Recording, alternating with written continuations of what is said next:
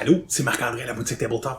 Dans cette vidéo-ci, je vais brosser un portrait rapide de ce que sont les jeux de rôle. Peut-être que vous êtes curieux, peut-être que vous voulez vous faire une meilleure idée de ce que c'est, peut-être même que vous êtes prêt à vous lancer puis vous prendre peut-être un ensemble de départ ou un livre. Ben, on va regarder ça ensemble.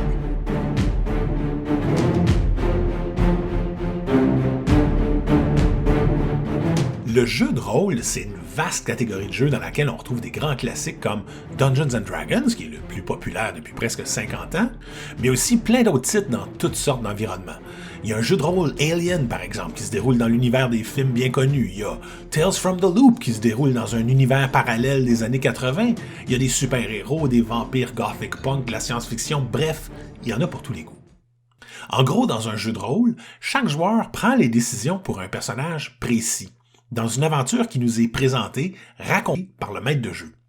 Le maître de jeu, qu'on appelle aussi plus souvent le DM ou le GM pour Dungeon Master ou Game Master, a un rôle bien différent des autres joueurs autour de la table.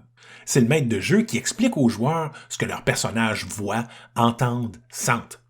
Avec cette information-là, les joueurs vont choisir des actions que leurs personnages vont prendre. Évidemment, ça se passe pas toujours comme prévu. La réussite ou l'échec des actions qui ont un résultat incertain vont habituellement être déterminés par un jet de dés.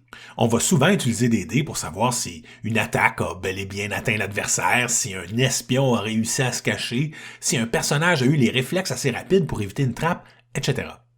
Les scènes décrites par le Dungeon Master peuvent être entièrement dans notre esprit, mais pourraient très bien être illustrées ou présentées physiquement par des miniatures sur la table. C'est pas obligatoire, mais c'est très très cool. Exemple, après avoir éliminé les 2 gobelins qui gardaient l'entrée du donjon, vous êtes arrivé au bout d'un corridor un peu humide, un peu froid, où d'un côté, il y a une porte de bois tout à fait ordinaire, et de l'autre côté, vous voyez des portes doubles nettement plus imposantes, richement décorées.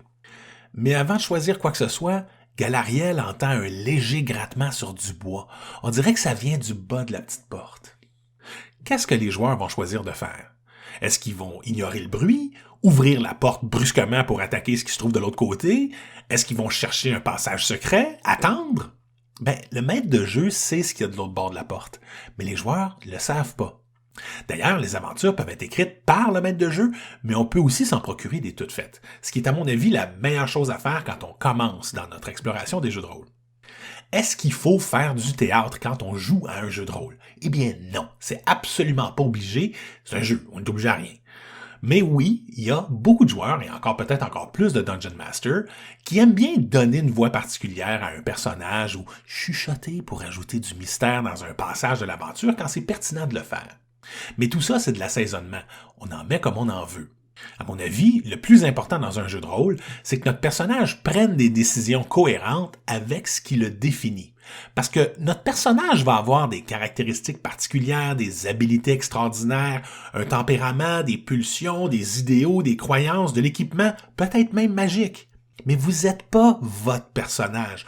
Vous jouez le rôle de votre personnage en considérant tout ce qu'il est. Il y a souvent des personnages tout faits dans des ensembles de départ, mais un des grands plaisirs des jeux de rôle, c'est de créer son personnage de A à Z. On est évidemment plus attaché à un personnage qu'on a créé et le voir évoluer dans le jeu, gagner des niveaux d'expérience, des nouvelles compétences, c'est très satisfaisant. C'est quoi le trip? Le plaisir d'un jeu de rôle, et c'est peut-être plus vrai ici que dans n'importe quel autre type de jeu, est intimement lié au groupe avec qui vous allez jouer. C'est une histoire que vous vous contez collectivement, dans laquelle tout le monde participe. C'est important que tout le monde soit sur la même longueur d'onde. On va être sur le bout de notre siège ensemble à savoir si notre groupe va réussir à battre le gros monstre au bout du tunnel, sachant qu'il y a une aventure encore plus dangereuse qui attend nos personnages après celle-là. Le trip, c'est de voir nos personnages s'améliorer, découvrir des nouvelles habilités pour être capables d'affronter des ennemis toujours plus puissants. C'est de rire ensemble quand quelque chose d'inattendu se produit ou qu'un personnage pousse une bonne blague au bon moment. Le trip, c'est aussi d'être terrifié ensemble devant un démon sorcier du chaos qui est beaucoup trop fort pour nos personnages à ce moment-ci, mais qu'on sait qu'on va probablement revoir plus tard. Parce que cette histoire-là va se dérouler fort probablement sur plusieurs séances de jeu. C'est un jeu d'aventure coopératif, où le succès de notre équipe tient souvent à la cohérence des choix que chaque personnage va avoir fait, mais c'est aussi une histoire, comme un bon film ou un bon livre, qu'on est capable d'influencer. Ça vous tente? Quand on se lance dans un jeu de rôle, c'est habituellement pour jouer régulièrement sur une bonne période de temps. Ça prend un groupe de joueurs qui s'engagent. Parce que dans la plupart des cas, apprendre à jouer, ça exige un bon investissement de temps. Les livres de règles, puis les livres d'aventure sont souvent très riches en détails. C'est normal, nos personnages peuvent faire n'importe quoi. Il faut bien que les règles soient assez complètes pour couvrir toutes sortes de choses. Il y a habituellement un livre de base que tous les joueurs devraient se procurer.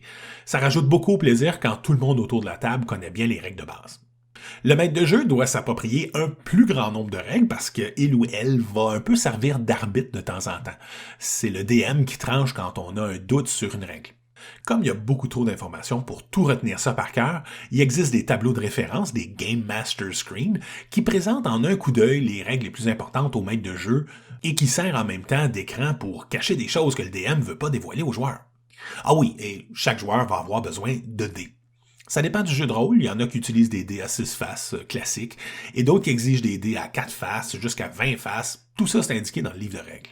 Les joueurs de Dungeons and Dragons, par exemple, aiment bien se choisir un bel ensemble de dés qui fit bien avec leur personnage. Bref, si vous êtes joueur, ça vous prend le livre de base et des dés. Si vous êtes GM, Game Master, maître de jeu, ça vous prend le livre de base, l'écran du maître de jeu quand il y en a un, des dés et je vous suggère une aventure toute faite pour commencer.